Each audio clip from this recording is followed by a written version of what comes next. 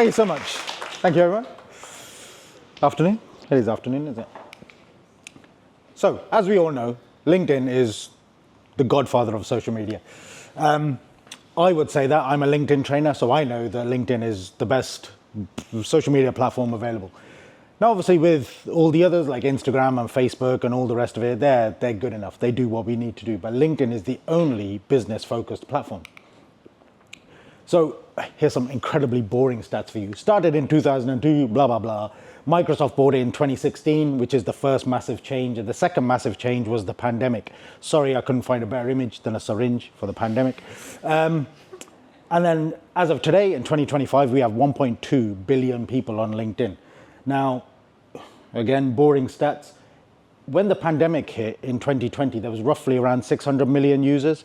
And as of today, there are 1.2 billion users. So in the last 5 years, they've added as many users as they did in the 18 years before that. And the reason the pandemic has done so well for LinkedIn is because it's where we now have conversations, it's where we speak to people, it's where we get to know others, build relationships, and ultimately find clients. So I always call LinkedIn the digital water cooler. It's the place, particularly in the pandemic, where we went to speak to people. We were scrolling our phones. We were all at home. We still wanted those professional conversations with our associates and our colleagues and our stakeholders and friends. So we all went to LinkedIn. It became the digital water cooler. I won't go into marketing strategy as such, but I always say that LinkedIn is the nucleus of any solid digital marketing strategy. And ultimately, it can be the bottleneck if you don't get it right. So obviously when clients find you, they might search for you on Google, whatever you do for a living, might search for your company name, they'll head over to your website, think this is great, they'll click on your social channels, which hopefully is LinkedIn, and they'll say, I want to follow you on LinkedIn, etc. Then if they really want to get in touch with you, they'll sign up for your email marketing and then they'll take it offline. They'll book a meeting, they'll become a client, they'll give you some money, etc., etc. However, LinkedIn is the bottleneck. If you don't get LinkedIn right, they don't do all of this stuff. They don't follow up. They think, this guy's boring. I don't like this guy. I don't want to read his emails or book a meeting with him. They'll go and find somebody else. So particularly in any digital marketing strategy, LinkedIn is the nucleus. Now, for those of you who don't know me, I put my name in big letters. This is me, Gus Bhandal. I run a marketing agency called the M Guru. The M stands for marketing. It took me ages to come up with that. I'm about to launch, imminently launching The Squeeze, which is a LinkedIn-focused membership. I run LinkedIn Local with my very good friend, Marianne. And I also run a LinkedIn conference called Uplift Live. So essentially, I do a lot of LinkedIn stuff. If LinkedIn died tomorrow, shit, I don't know what to do. Anyway, let's not worry about that. So today, what we're talking about is the 3 C's. See what I did there? The 3 C's. I've only got 20 minutes, yeah? Keep up. Come on. So the 3 C's of LinkedIn, which are, I just worked out how to do animations on Canva as well. So yeah, it's awesome. Yeah, look at that. Awesome. Community, content, and conversation. This is what we're going to be talking about today. So let's kind of start with community. LinkedIn is the only place where you can curate your own audience. I've seen lots of people steal this quote. It's my quote. That's why I put my name on it very arrogantly. It's mine. I tell people this. And it's because everywhere else, Facebook, Instagram, Twitter, if anybody still uses that, etc., people have to find you. They have to find you, they kind of search, they find you, etc. You have to tell people, I'm here, come and find me. On LinkedIn, you're the one that curates your audience. The search box is your friend. You go into search box, you work out who your ideal client is, and you could type in anything you like. Physiotherapists, doctors, goat herders, whatever it may be. There are 377 goat herders on LinkedIn. Just so you know. Don't ask me how I know that, but just so you know. And I spoke at a conference a couple of weeks ago, and somebody in the audience says, I'm a goat herder as well, but I'm not on LinkedIn. So I was like, oh, you should. Anyway, it's a true story. And so LinkedIn is the only place where you can curate your own audience. And ultimately, you're creating a positive echo chamber of people that, in theory, should get to know you, like you, and trust you, and eventually give you money. That's kind of the point. So anybody know what a Boolean search is? Yeah, of course, Marianne, you would know. Anybody else? Yeah, so for those of you that don't know, just head over to Google and just type in Booleans LinkedIn. There's a whole page about it. In essence, it's how we hone our search. So when you go to the search box, you can type in accountants in Coventry or physiotherapists in Northampton or whatever it may be, and it's a very generic search. A Boolean search is where you kind of add keywords around it and put inverted commas around it, so it's like the full phrase. So if you search for business owner Northampton, it will search for, if you put inverted commas around it, it will search for anybody that has all 3 words in their profile, as opposed to anybody that has business or owner or Northampton, for example. But if go to Google. There's a whole page on it. It's I used to do a whole workshop on this until I worked out. There's a page on LinkedIn all about this. The maximum number of connections we're allowed on LinkedIn is 30,000, which obviously is a massive amount. Does anybody know why it's limited to 30,000? No. So there's 1.2 billion people on LinkedIn. And because of the 6 degrees of separation, LinkedIn limit how many people you can reach. You can't speak to all 1.2 billion people on LinkedIn unless you pay for LinkedIn. So it's your connections are limited at 30,000 because you can only reach a certain part of the audience. So if you pay more money, then you can reach everyone. So actually, the reason they restrict that is because they don't want you reaching everybody on LinkedIn. However, it's very unlikely people are going to get to 30,000 connections, right? Most of us take a long time to get there. But ultimately, what we want to do is connect to the right audience, curate the perfect audience, and obviously bring them into our world. Now, ultimately, we want to create a community that gets to know us, like us, and trust us. And as we know, when people trust us, it's all about trust transfer. I've got this quote, I want to find people who look after my name when I'm not in the room. The idea is that if you either find clients that buy from you, or you find people that will refer you to others. So it's where we find a network. So for example, hopefully everybody in here, we all connect to each other on LinkedIn. Whether we give each other money or not is a different matter. But if somebody says, oh, I need somebody that does this, or I need somebody that does... If somebody says to you, oh, I need somebody that does LinkedIn, you'll say, oh, you should speak to Gus or Marianne or Ryan. You know, and it's the trust transfer. And obviously, ultimately, when we create a community on LinkedIn, the purpose is to create one big happy family. I don't know who these are, I don't know. Yeah, so it's, I probably need to find a better example, to be honest. I was going to have the royal family. I thought, no, forget that. It's much better. So when we talk about trust transfer, if somebody asks you for something, that person trusts you. And if you trust the person that you're referring to, you will trust them. So you're transferring trust. And that's kind of what LinkedIn is all about. Also, to find ideal clients, there's loads of ways. Obviously, we talk about the search box. The search box is your friend, but also people who engage with your content. When you look at somebody's content, next to their name, there's a first or a second or a third. If it says second, it means you have mutual connections. I always reach out to those people and say, oh, thanks for engaging with me. Let's connect. People who follow you. So on LinkedIn, I won't bore you with the details, but there's either a connect button or a follow button. If you have a follow button on your profile, obviously you get followers. I regularly go through my followers to see if any of them are relevant to me to connect to. People who viewed your profile, slight caveat on that, they're pushing that into the paid service now. So up until recently, you could see the last 5 people who viewed your profile. Now you can't see any of them unless you pay. So ignore that bit if you don't pay for LinkedIn. Don't forget your existing network. We spend all of and all LinkedIn trainers will say, oh, reach out to these new people and curate an audience and et cetera, et cetera. Don't forget the people who are already in your audience, because they're already essentially warm leads. They're already people that want to speak to you, or the people that will help you to speak to others, okay? And for those of you that have company pages, and I recommend every business owner should have a company page on LinkedIn, go and look at your company page followers as well. I do my best work on my personal profile. So on my company page, I head over there, I look at the people who are following my company page. I say, listen, thanks for following my company page, but I don't really hang out here, so connect with me over here. Now, there's something on LinkedIn in the background, an algorithmic feature called the relevancy score. And ultimately, it's about raising the score with people. So if you go through your existing network and you think, oh, I haven't spoken to this person for a while, it's because you haven't engaged with each other. So it's about increasing the relevancy score for the algorithm. So when you view somebody's profile or send them a message or comment on their content, like their content, et cetera, it's raising that relevancy score. The higher the relevancy score with somebody, the more likely it is you're going to see them. So I can say that about Marianne and Mel and Penny and all that kind of stuff. People that you engage with on a regular basis, you're more likely to see them in your feed.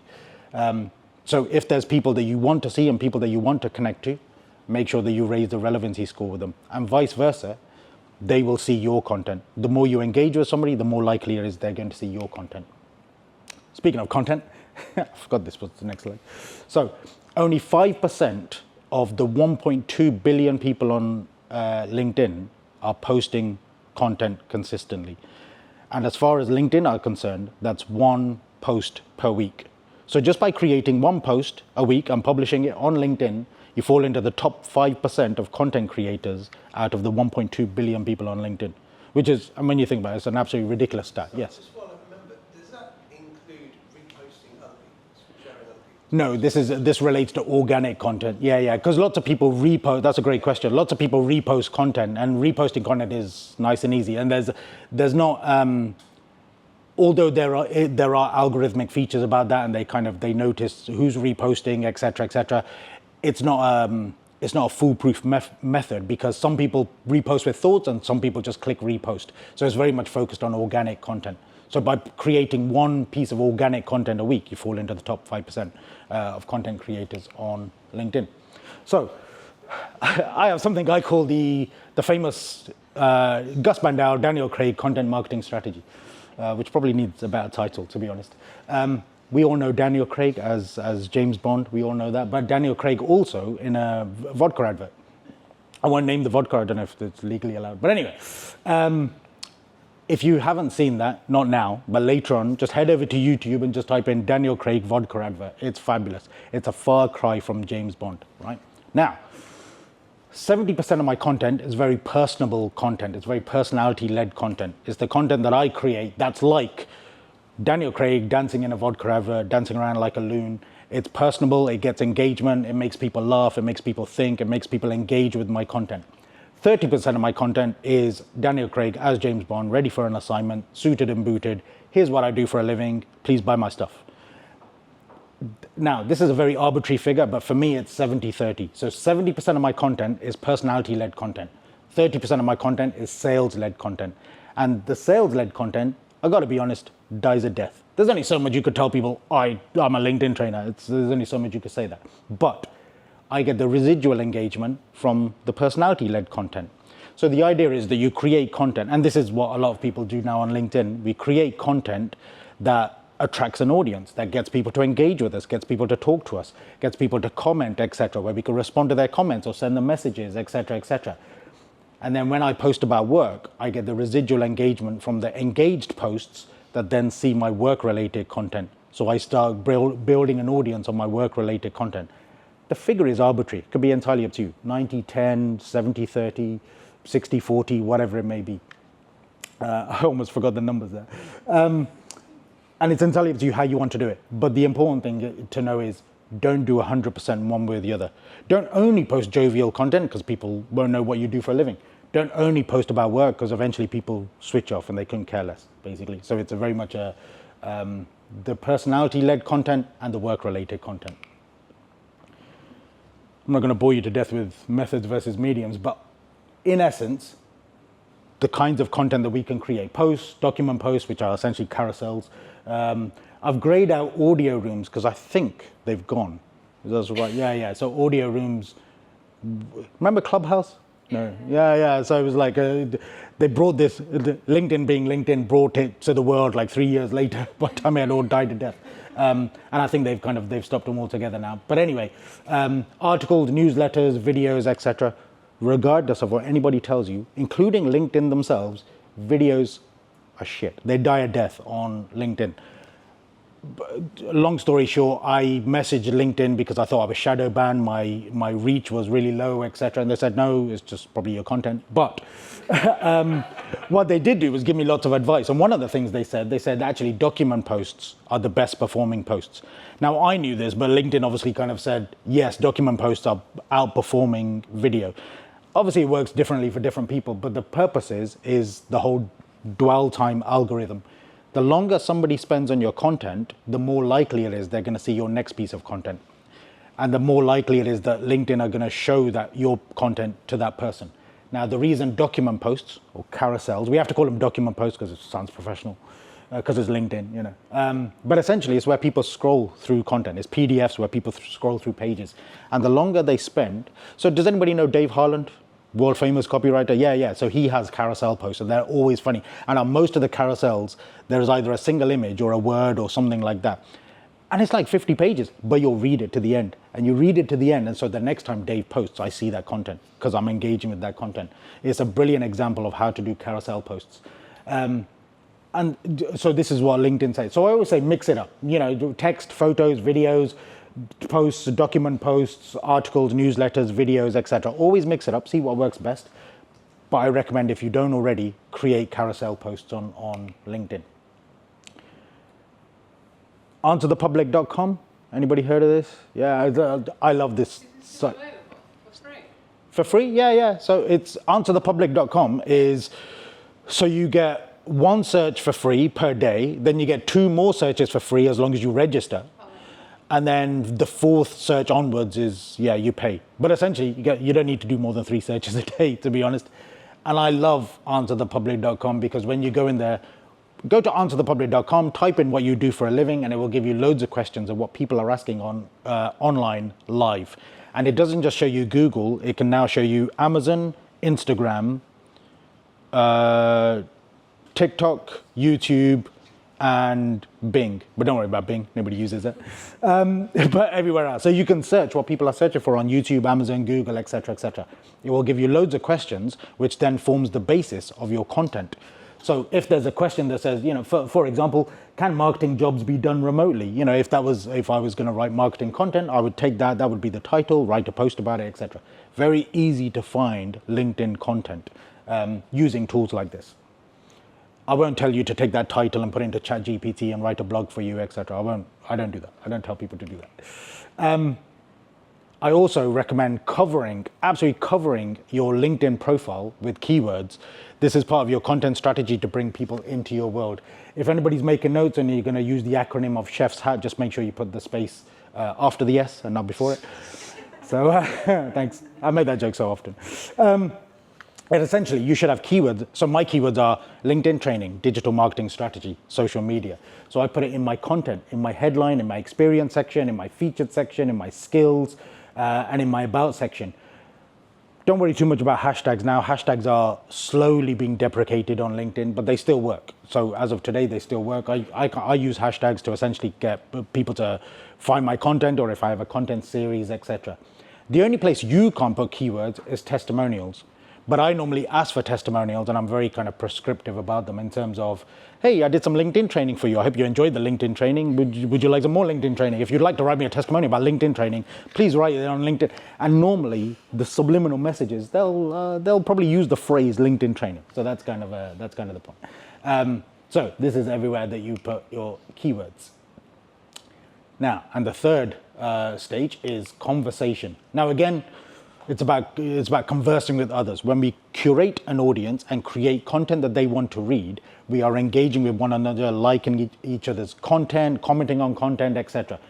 And LinkedIn still has the best algorithm in terms of when you comment on somebody's content, that content features in somebody else's feed. You will still see, oh, Gus Bhandal has commented on Penny's content, etc.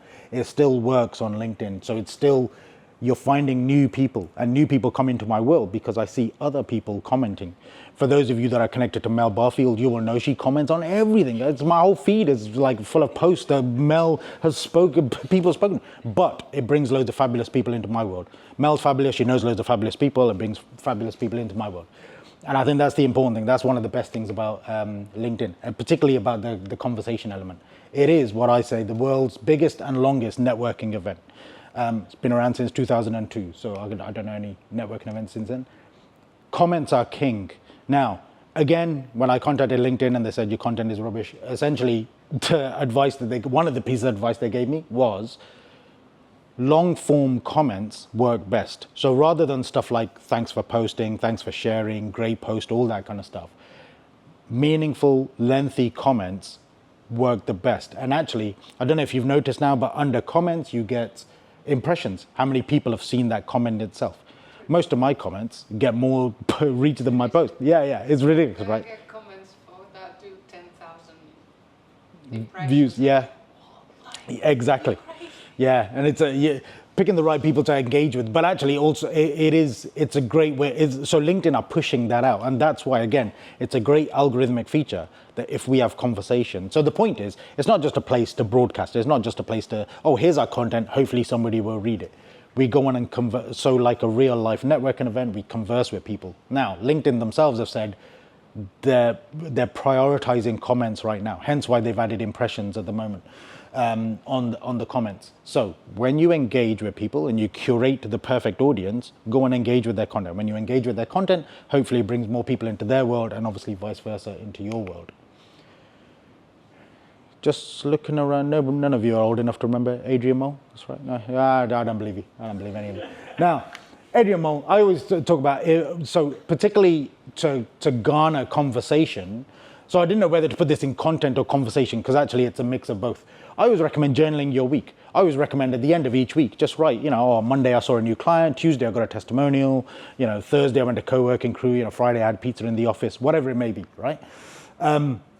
Journal your week, because what it does is it gets people into your world and it resonates with an audience, which then garners engagement. So whenever I say, oh, I did this, I did that, just talk lots about work and then intersperse it with, oh, I had a pizza or I went to watch the football. Somebody will always say, oh, what toppings do you like? Or what football team do you support, etc. I can't give a shit about the work stuff I've read. But it gets people into the audience and it gets people to converse. For example, great content. This is something, so I was on a podcast, the Anna Bravington kind of created this. I love it. And I was like, oh, I've got to share this. It's amazing. I love that. But she was talking about a podcast and it was all about like content creation. People like Kate, posting about her dog and like the fact that it's, a grey September day. And it's not just like, oh, this is what I do for a living. This is actually like a post featuring a dog, for example. Then, of course, we have Marianne talking about volunteering at the rugby, which was fabulous, while she was hobbling around on one leg and all that kind of stuff. But the World Cup, was it? Yeah. For example, she's a LinkedIn trainer, but she's talking about rugby and volunteering because she loves rugby, etc. And then, of course, we have Penny. Great screenshot with the wonderful James Sandbrook there, talking all about self-employed life and, making the life that you want to create. And then we have, obviously, the wonderful Mel Barfield with the God tier meme. Absolutely. This is absolutely made my day. This is, not the fact that she passed away. That's very sad. But the meme, absolutely fabulous. But again, it's not like Mel is a copywriter, but this is a meme. It's like garnering engagement. It's having conversation. People are talking. This got like 61 likes, 7 comments. People are reposting it, etc., etc. It's all about creating content that people will engage with to garner that conversation. So the next time when Mel says, oh, by the way, I'm a copywriter, somebody will say, oh, that's great. They'll know that. It's that residual engagement, right? Now, I have a fourth bonus C, which is confidence. Now, most people I speak to, a lot of kind of a large portion of my clients will always say, I'm not confident posting on LinkedIn. I don't want to talk about myself. What if my ex-husband sees it? What if my old boss sees it, etc., etc.? And I always say, if they're not paying your bills, their opinions don't matter. It's as simple as that. And particularly, if we're not confident, somebody else is. If we're not posting, somebody else is. If we're not engaging with people, somebody else is. And ultimately, it's usually your competitors. So I have a whole presentation about this, about being intentionally you. All marketers also be yourself. Everyone else is taken, all that kind of nonsense. But I add the word intentionally because it's about leaning into the kind of person that you are. Everybody can be themselves. It's very easy to be yourself. But actually, your quirks, your jokes, your humor, what makes you tick, the kind of life that you lead, share it on LinkedIn. Talk about those stories, everything that you're doing. Like we do, I showed Mel and Marianne and everybody else. It's about the stuff that is really intentionally you, which brings an audience to you. And ultimately, when we're creating content about ourselves, we counteract AI. Yes, people use AI. I have nothing against AI. I think it's great, but obviously used sparingly and used kind of in the right sense. But obviously what we don't want to do is create content that makes us sound not human. I was going to say inhumane. That's not right.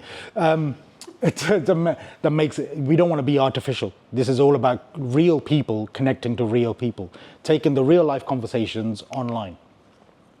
So ultimately, hopefully you all know your place in the market. You know exactly who you are. You know your place in the market. You're going to use LinkedIn to tell your story, and ultimately you're creating emotion in the audience that you are curating. Every person that you connect to, everybody that sees your content, you're raising an emotion in them. Whether they like you, whether they hate you, hopefully everybody likes you. But whatever it is, you're creating an emotion. The reason people follow you is because they want to hear more from you. So I'm sure everybody here is on LinkedIn. I'm sure everybody here has more than one follower. So you will, if you're not creating content, you're doing them a disservice. If you're not engaging with them, you're doing them a disservice. They've bothered to follow you because they have that emotion that they want to connect to you. So if you know your place in the market, you tell your story about your place in the market, it creates an emotion in your ideal clients. The social selling index score, anybody check their score recently? A few people. So, it's created behind Sales Navigator. no, it's free. It's always been free.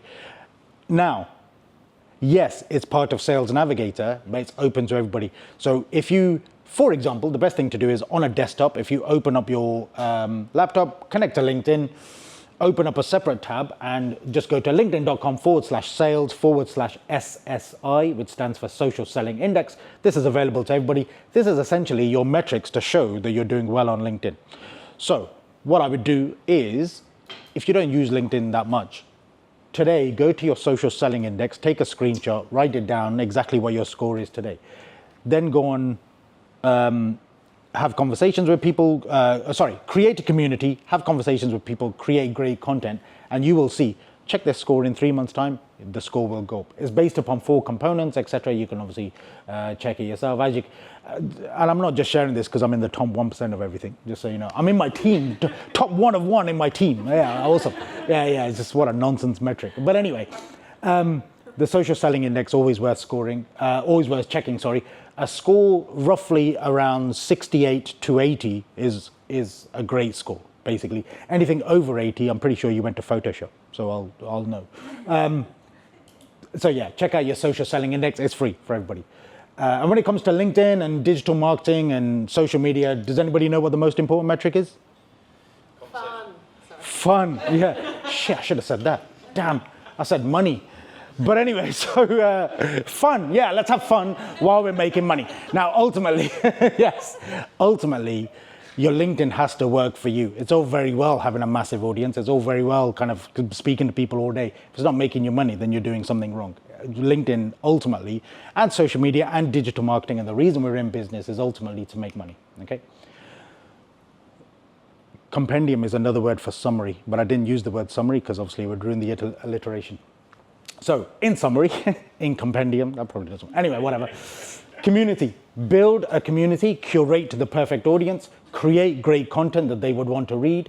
Make sure you nurture your audience by having conversations with them, and make sure you have the confidence to share what makes you unique, what makes you special, and the emotions that you're creating in your audience.